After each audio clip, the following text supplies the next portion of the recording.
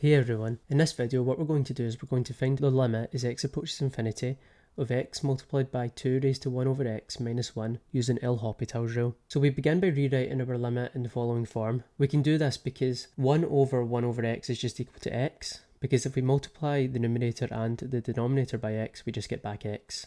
So it's still the same expression. Let's set f of x equal to 2 raised to 1 over x minus 1. If we take the limit of f of x as x approaches infinity, we get 2 raised to 1 over infinity minus 1, which is equal to 2 raised to 0 minus 1, which is equal to 1 minus 1, which is equal to 0.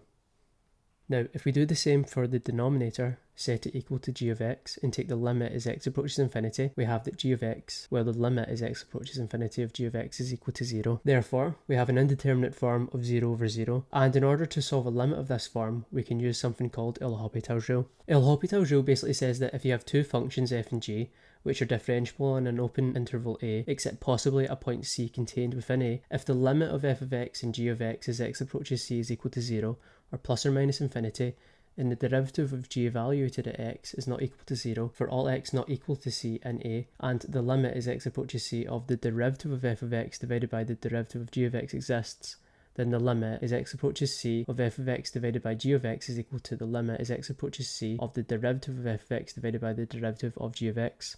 So, if we set f of x equal to the numerator and take the derivative of f of x, we have this term 2 raised to 1 over x that we need to differentiate. In order to differentiate this, we need to use something called implicit differentiation. We begin by setting y equal to 2 raised to 1 over x and then taking the natural logarithm of both sides, so that we have the natural logarithm of y is equal to the natural logarithm of 2 divided by x. Now, implicitly differentiating, we see that on the left hand side we have 1 over y multiplied by the derivative of y, and on the right hand side we have minus the natural logarithm of 2 divided by x squared. Solving for the derivative of y, we see that the derivative of y is equal to minus 2 raised to 1 over x multiplied by the natural logarithm of 2 all divided by x squared. Therefore, we have the derivative of f of x is equal to minus 2 raised to 1 over x multiplied by the natural logarithm of 2 divided by x squared. Now, doing the same for the denominator, we have g of x is equal to 1 over x, and differentiating g of x, we see that the derivative of g of x is equal to minus 1 over x squared. So our limit now becomes the limit as x approaches infinity of minus 2 raised to 1 over x multiplied by the natural logarithm of 2 divided by x squared, all divided by minus 1 divided by x squared. So all we need to do right now is simplify the quantity inside of the limit. Multiplying the numerator and the denominator by x squared, we see that this is equal to 2 raised to 1 over x multiplied by the natural logarithm of 2.